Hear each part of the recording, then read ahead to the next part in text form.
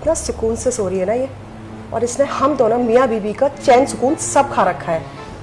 एक एक पैसे के लिए मोहताज जो कर रखा है इसने हमें। लेकिन अब और नहीं, मुझे ये प्रॉपर्टी भी चाहिए और सारा पैसा भी। अब हर चीज़ के लिए मेरा पति तुम्हारे सामने हाथ नहीं फैलाएगा, समझी तुम? इशिका, यही अच्छा मौका है, कुछ तो स्टार्ट करना ही पड़ेगा।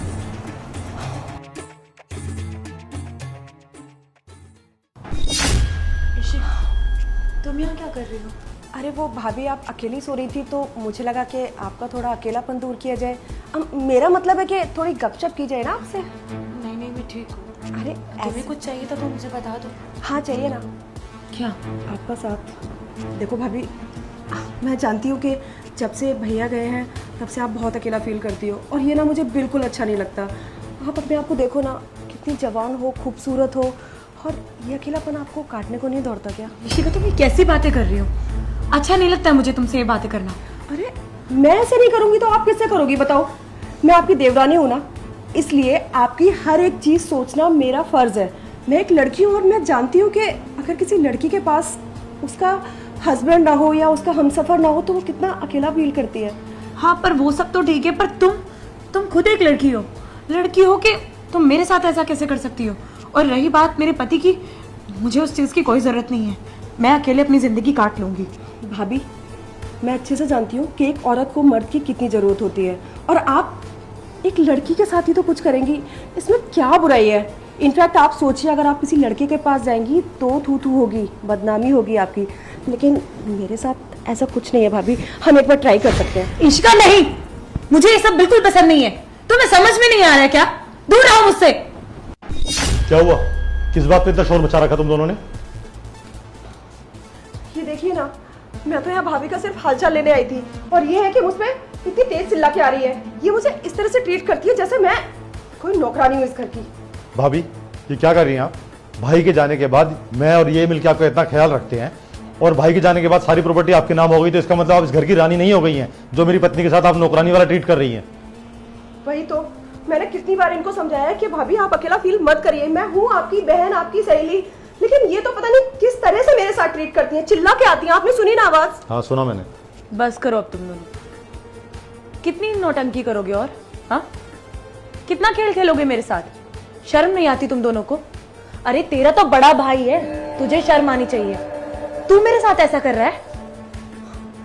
शायद तुम दोनों को पता नहीं है, तुम दोनों का असली चेहरा ना मेरे सामने आ चुका है। क्या बकवास कर रहे हो तुम? ये कौन सा असली चेहरा? और एक बात बताओ, भाई के जाने के बाद किसी चीज की कमी छोड़ी हमने? तुम्हें जो चाहिए हम ला के देते हैं, ये तुम्हारी केयर करती है जैसे बड़ी बहन हो सकी, और तुम कुछ भी लांछन लगाए जा रहे हो हम दोनों पे। अरे कमी तो मैंने नहीं छोड़ी, तुम दोनों को अपना बच्चा समझते हुए, और तुम मेरे खिलाफ षड्यंत्र रच रहे हो। तुम्हें क्या लगता है मुझे कुछ पता नहीं चलेगा जो तुम मेरे खिलाफ कर रहे हो? जब तुम बाहर सोफे पे बैठ के मेरे खिलाफ षड्यंत्र रच रहे थे ना, तब मैंने सब कुछ अपने कानों से सुन लिया था।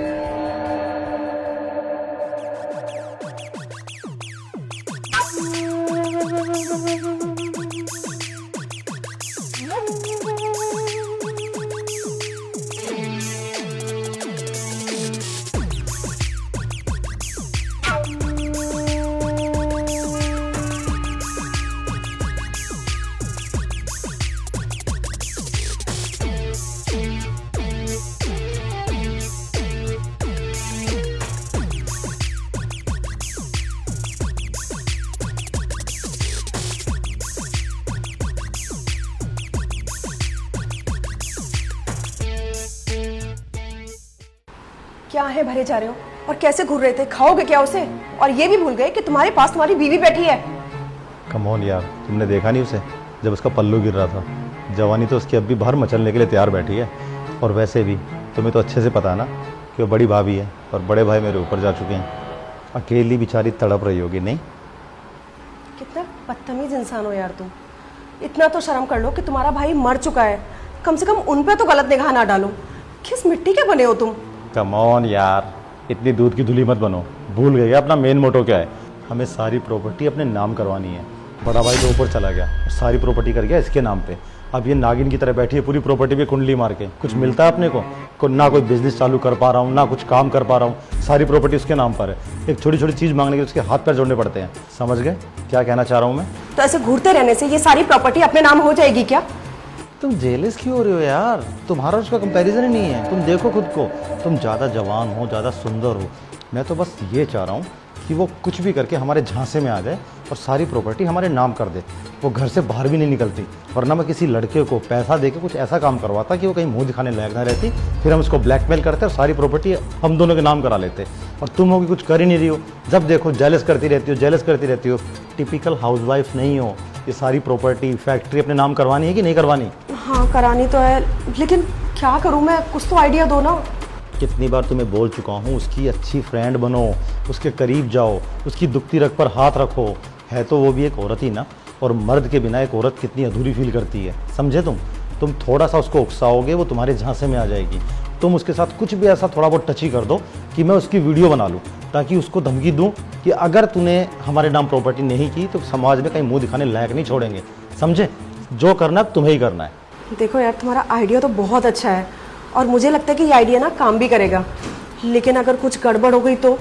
कम ऑन यार, घर में हम 3 मेंबर हैं, हम दोनों और वो, क्या गड़बड़ होगी?